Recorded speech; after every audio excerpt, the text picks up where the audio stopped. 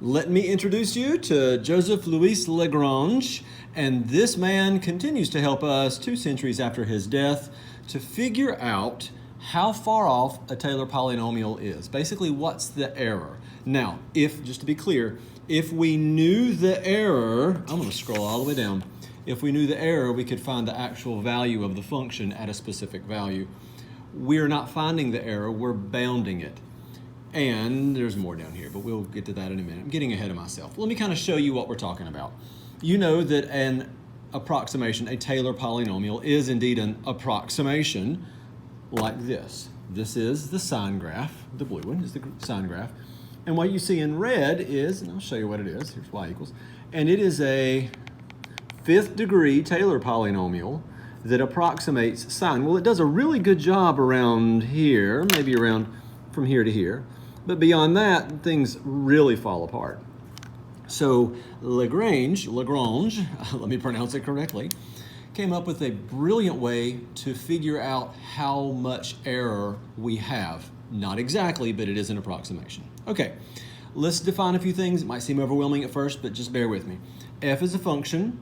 It is differentiable for the first n plus 1 derivatives. And the reason we say n plus 1 is we're going to have some Taylor polynomial that goes all the way to the nth term, but we're going to have to use the next term for our approximation. It's kind of neat the way we think about it sometimes, because if we are dealing with the alternating series error bound, then we would use the next term. We've dealt with this. This is the same thing. We're dealing with the next term. And it contains c and x. What's c? Well, c is where the Taylor approximation is centered. We do that a lot. We've used c for that variable. And often c is equal to 0 if it's a Maclaurin polynomial. X is the value where the approximation is being made. So for example, if I am, let's just read this one. If the Taylor polynomial is centered at c equals 0, we might be approximating the value of the function close to 0. You did this with tangent lines. You would have a tangent line of some curve, and you would have some tangent line. It would touch right there at some value. We would say that this is 2. So this is an x value of 2. And then I would say, all right, well, what's the what is it is a Taylor polynomial, but what is the tangent line approximation at 2.1? Now, but you wouldn't want to be like, hey, what's the tangent line approximation at 4 billion? Well, that's way out here, and they're way off. Now, I said just a second ago in a slip of the tongue that it's a tangent line, not a Taylor. Well, a tangent line is a 1st degree Taylor approximation because it has degree of 1, and that would be it. Let's keep reading. Okay, well, now we have a new variable, and it's called z. Z is a value between x and c. So, for example, if I have centered my approximation, a line in this case, at c equals 2, and I want to approximate at some x value, and my x value is 2.1, so I'm going to use 2.1 to approximate what actually happens on this curve. I'm going to have a little bit of an error, but z is going to be a value in between them. So not alphabetical, but it's c, then z, then x, or maybe x is over here, so it'd be x and then z, z and then c. Okay, this is where the brilliance comes in. F of x is my function. P sub n is my Taylor polynomial. I'm gonna label some things. This little guy right here is my Taylor polynomial, and it is of the nth degree, which kind of makes sense. That's why we have a little n there. But this thing that I'm going to write in red, and I'm going to circle it because it's important. Well, it's not a circle. That's kind of a flattened ellipse. I'm going to flatten ellipse it. That right there is the error. We're just going to use that to represent the error. All right. Well, if you solved this equation for the error, you would subtract p sub n of x, and you'd get this. And we're going to absolute value it to make things work out, just in case things are rearranged in a different place graphically, and it was an underestimate or an overestimate or whatever. Okay, more brilliance. Here it comes. R sub n of x is equal to this. Looks overwhelming, but just stick with me here for a second. This is the n plus 1th derivative evaluated at z. Z, what's z? Z is some value in between c and x. And that's what Lagrange came up with. He realized that z is in between c and x. And no, he wasn't creating some new level of alphabetization. He realized that the actual error that would correct this thing can be nailed down to some value in between where it's centered and what you're looking for the next term. Absolute genius.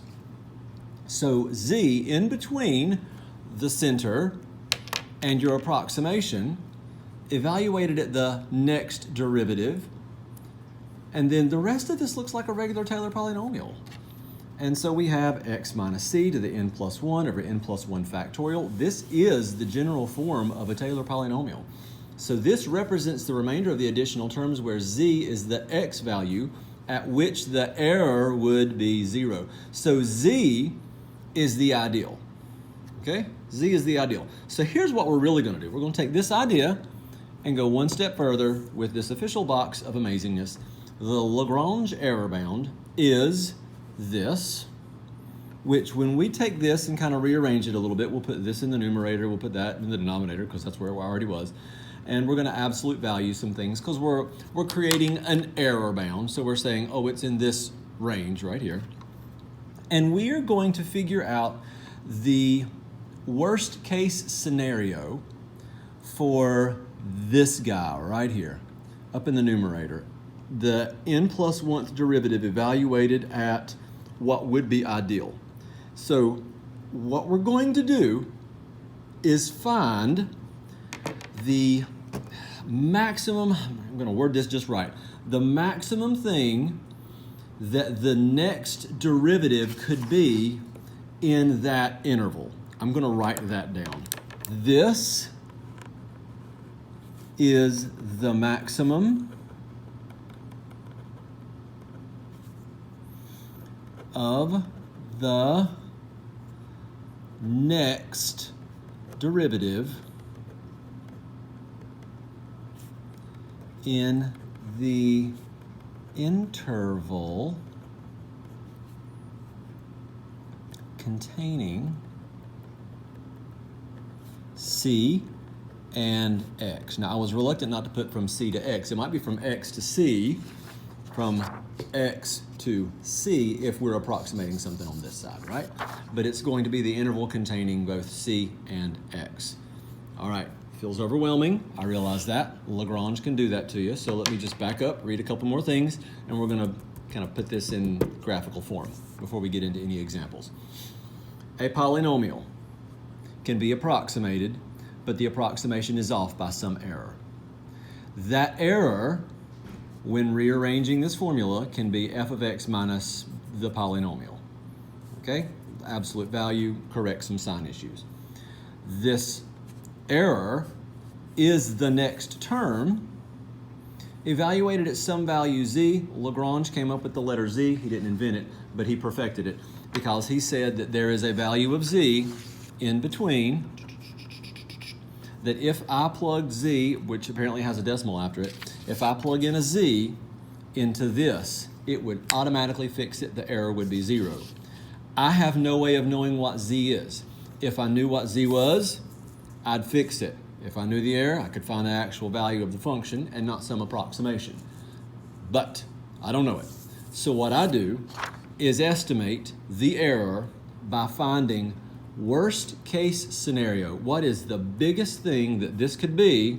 I'll take the absolute value of that thing, and that's going to be the worst case scenario. That's my error bound. Okay, let's make this a little more graphical. Switch colors here. This is where my approximation is centered. This is going to be C. I'm going to come way over here, and I'm going to put another dotted line, and this is going to be some x value. You saw this a second ago. And just to be clear, this straight, well, it looks like a straight line. Now, never look at a straight line and say, man, that's a straight line, unless you know the equation of it, right? Or they tell you. Because sometimes you can zoom way in on something, and you really don't realize how curvy that line could be, for real. Anyway, that was off on a tangent. Couldn't resist. Okay, but this, what I assume to be a straight line, is my polynomial. This polynomial of degree n, I assume is a degree 1 because it looks like a straight line, is the way I'm going to approximate the actual value of the function. Okay? So the true value of the function is here. This is my true value of my function. Well, this is my Taylor approximation, or in this case, assuming that is truly aligned, this would be my tangent line approximation. Okay, well, I'm off. How much am I off? Glad you asked. This is how much I'm off. This right here is my error. And that error is, in parentheses for some reason, just to separate it from the word error, r sub n of x. All right, we're going to take this idea, we're going to run with it. Again, two ideas. We're bounding the error, we're not finding it, and we're going to use the first unused term, which, going back up to the beginning, we have to be able to take a derivative all the way past, one term past our Taylor polynomial. Well, we made a big deal about assuming if something is a straight line in that video, so let's just have a quick discussion about that and share a common joke among mathematicians. I'm just doing that so there's no glare when I set this down. Here we go. Is that a straight line? Well, be careful that you don't assume that, because I want to show you what this graph really is. I'm going to zoom out, and then I would say, let's zoom out at the origin, and then I would say, well, is this a straight line? And then your first thought might be, well, yes, it is. Well, let's zoom out again. Is this a straight line?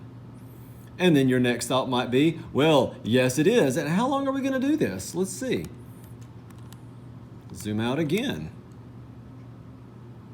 How about now? Is this a straight line? I think you're starting to see a little bit of a curve. Let's zoom out one more time. No.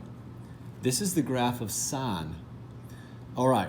The first degree Taylor polynomial for sine is the line y equals x. Maclaurin polynomial, I should say, because it's centered at 0. So if you want to go old school for just a second, which is always fun to do, if I have a function that is sine x, and I want to find the tangent line approximation at 0, 0, then I would say, well, y minus 0 equals some slope, and then x minus 0, and then I'll take the derivative of sine, I get cosine, and then f prime of 0, I'm doing way too much work here, give me 1, and I'm going to have y equals 1. This is, let's just do that. This is the tangent line approximation for sine at 0, which is why if I graph y equals x, I get a really good approximation. So there's a joke among mathematicians that may not sound hilarious, but I think it's clever, that sine equals x. So sine x equals x, and that is actually not true, except at 0, 0, and it's a fantastic approximation near the origin, because that's the tangent line approximation. So it goes back to the conversation of don't just assume that there is a straight line.